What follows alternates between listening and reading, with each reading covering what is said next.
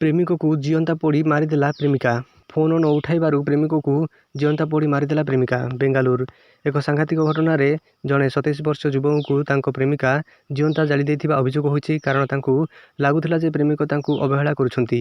ମଙ୍ଗଳବାର ଅପରାହ୍ନରେ ବେବଦରହଲ୍ଲୀ ପୋଲିସ ସୀମା ଅନ୍ତର୍ଗତ ଅଞ୍ଜନା ନଗରରେ ଥିବା ନିଜ ବାସଭବନରେ ମହିଳା ଜଣକ ପୀଡ଼ିତାଙ୍କ ହାତ ବାନ୍ଧି ଏବଂ ଆଖିରେ ପଟି ବାନ୍ଧିବା ପରେ ତାଙ୍କ ଉପରେ ପେଟ୍ରୋଲ ଓ କିରୋସିନି ଢାଳି ନିଆଁ ଲଗାଇ ଦେଇଥିଲେ।